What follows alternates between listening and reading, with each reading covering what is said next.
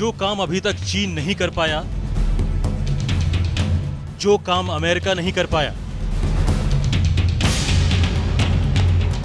जो काम अभी तक पूरा नहीं कर पाया ब्रिटेन,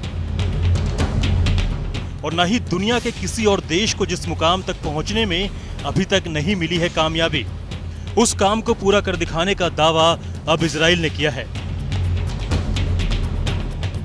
जी हां, तकनीकी, सामरिक और जासूसी मामलों में दुनिया के अग्रणी देशों में शुमार इजराइल ने अब दुनिया को काल बनाने वाले कोरोना वायरस का तोड़ निकालने का दावा करके सबको हैरान कर दिया है।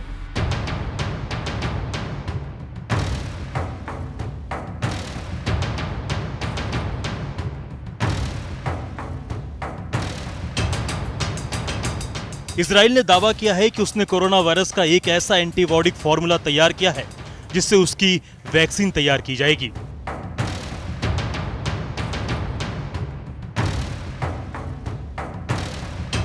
यह दावा इजराइल के रक्षा मंत्री नफ्ताली बेन्नेट ने किया है। इजराइल के रक्षा मंत्री ने अपने बयान में कहा है कि Israel Institute for Biological research ने कोरोना वायरस की एंटीबॉडी विकसित करने में कामयाबी हासिल कर ली है। इसके साथ ही उनका यह भी दावा है कि कोरोना वायरस के बचाव के लिए वैक्सीन विकसित करने का काम पूरा हो चुका है और अब तैयारी है इस कठिन वैक्सीन के फार्मूलों को पेटेंट कराने की।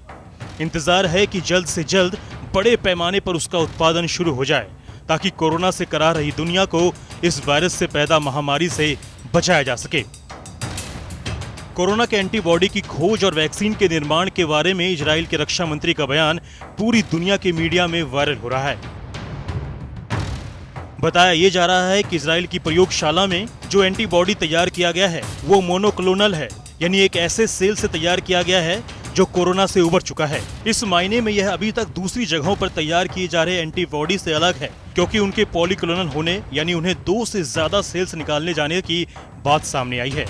ये एंटीबॉडी कोरोना वायरस पर हमला करता है और बीमार लोगों के शरीर के अंदर ही कोरोना वायरस को खत्म कर देता है। इसके बाद वायरस शरीर के अन्य हिस्सों या किसी दूसरे शख्स में फैल नहीं पाता।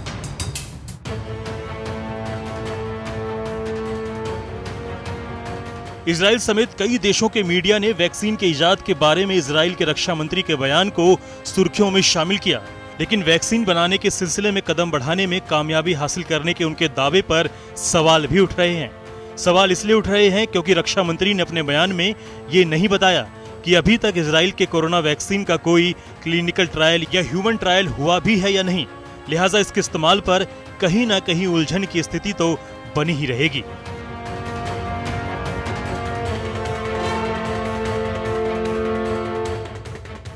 हालांकि आपको बता दें कि IIBR इजराइल का बेहद गुप्त संस्थान है और यहां पर होने वाले प्रयोगों के बारे में बाहरी दुनिया को ज्यादा जानकारियां नहीं मिलती। यह संस्थान इजराइल के नेस जियोना इलाके में मौजूद है और इजराइल के रक्षा मंत्रालय के तहत आता है।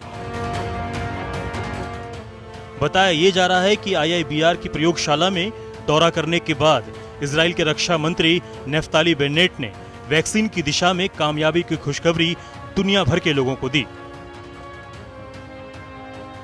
Israel Institute for Biological Research के लैब ने अब इस वैक्सीन के फॉर्मूलों को पेटेंट कराने की प्रक्रिया शुरू कर दी है। इसके बाद ही इसके बड़े पैमाने पर उत्पादन की प्रक्रिया शुरू होगी ताकि दुनिया भर के लोगों को इससे फायदा मिल सके। हालांकि इसमें कितना वक्त लगेगा ये अभी तक साफ नहीं है।